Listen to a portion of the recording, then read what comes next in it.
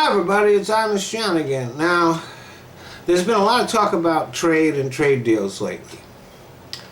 And with all that talk, it sounds like trade is responsible for all the things that have gone wrong for workers here in the United States. The truth is, the vast majority of Americans work in jobs that have been completely unaffected by trade. For example, if you are a doctor, a nurse, a janitor, a researcher, a teacher, a nurse, there are tons of jobs that are completely unaffected by any trade pacts that we enter into.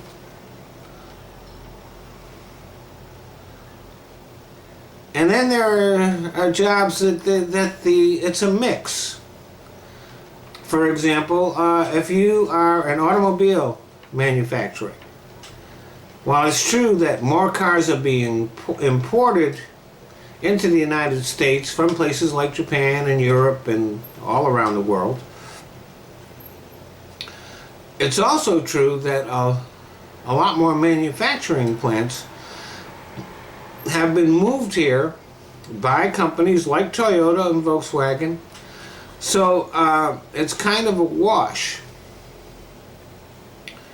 And how well those jobs pay has nothing to do with trade pacts. They have more to do with where those jobs are located. If they're located in a right-to-work state, then you get paid less, and your benefits aren't as good. If they're in a union state, you get paid better, and you have better benefits.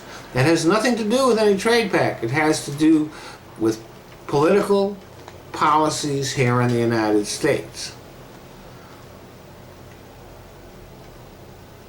Let's take, for example, the food service industry. The food service industry is a notoriously low-paying industry. Nothing to do with trade. It has to do with the greed of the owners and the unwillingness of conservatives to raise the minimum wage. Raising the minimum wage not only helps those people who are working at the minimum wage, but it puts upward pressure on all wages. So not raising the minimum wage is not just about like hotel workers and waitresses and people who work at the car wash. It's about wages up and down the line. There are other jobs that are completely dependent on our trade deals. The reason why Walmart and Target and Fedco and all those other places exist is because of the import of inexpensive items into this country from foreign countries. If you did not have these trade deals, then those people would not have jobs. Now, here's another thing. The cost of the goods has nothing to do with how low the workers are paid. If the minimum wage was raised to 15 bucks an hour, it would only add pennies onto the cost of the stuff you buy at places like Walmart and those various other big stores. The reason why those are low-paying jobs is, again, because of the greed of the owners and the unwillingness of conservatives to raise the minimum wage. We did lose a lot of manufacturing jobs because of trade deals. Jobs were outsourced. However, those outsourced jobs are beginning to migrate back to the United States, and there's a reason for that. It's because of the cost of transportation.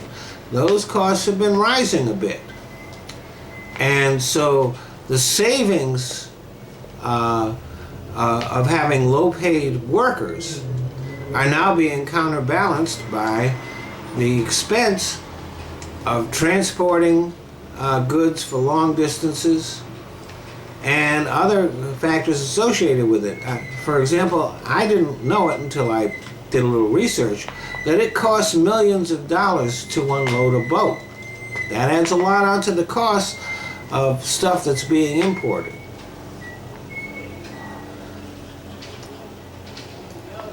But the main point of what I'm trying to say here is there are a whole lot of people who are working, and working very hard, and their jobs aren't paying well, and they think it's on account of trade.